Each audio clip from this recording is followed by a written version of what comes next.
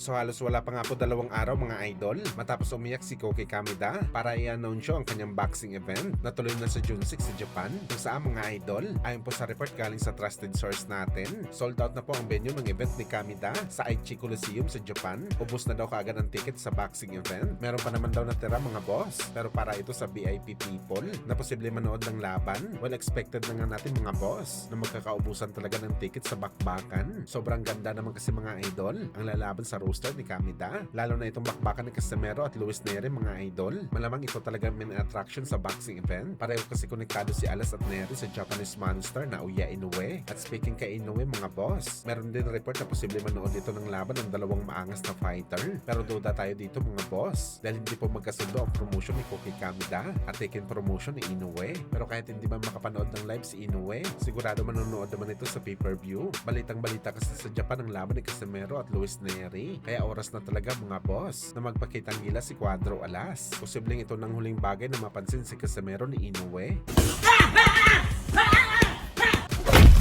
Samantala dating tumalo kay Manny Pacquiao na si Jeff Horn, inamon ulit si Pacman sa bakbakan. Tinalo na daw nito si Pacman sa unang laban nila. Wala daw ito pinagkaiba mga idol sa rematch. Kung sakaling mangyari ang laban, tatalunin pa rin daw ni Jeff Horn si Boss Manny. Well, para sa mga Pinoy boxing fans mga idol, parang pulubi daw itong si Jeff Horn. Nagmamakaawa sa rematch kay Pacman. Naregaluhan na daw ito ng panalo sa una. Tapos gusto pa nito maulit ang laban. Alam naman daw kasi ng lahat mga idol na isa lamang ang habol ni Jeff Horn kay Boss Manny, ang magka-$1 million sa bakbakan.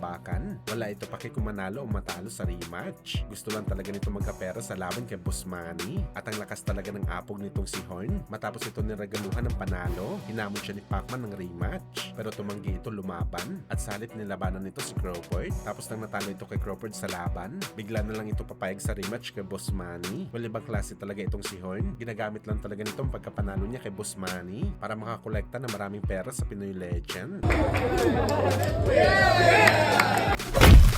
Sa kabilang banda naman mga boss, Tank Davis nagpakita po kay Adrian Broner kung saan tila nag-alala talaga si Tank Davis mga idol sa kanyang matalik na kaibigan dahil palagi daw lasing si Broner sa kanyang stream at nagre-resulta daw ito ng paglaki ng kanyang tiyan. Kung saan mga boss, halos umiyak naman si Broner matapos magbigay si Tank Davis ng suporta sa kanyang stream. Hindi daw siya nagkamali mga boss sa pagpili kay Tank Davis bilang kanyang kaibigan, kaya mahal na mahal daw nito mga idol si Tank Davis hanggang kamatayan at tinuturing niya daw ito mga idol na kapatid. Samantala bago pa pala kita si Tank Davis at Broner, nahuli na pala si Broner Boy at naaktuhan na kumakayaba sa loob ng kwarto nito kasamang isang chika. Pero kahit nahuli na si Broner mga boss, tuloy-tuloy pa rin kumamada ang dating 4 Division champion.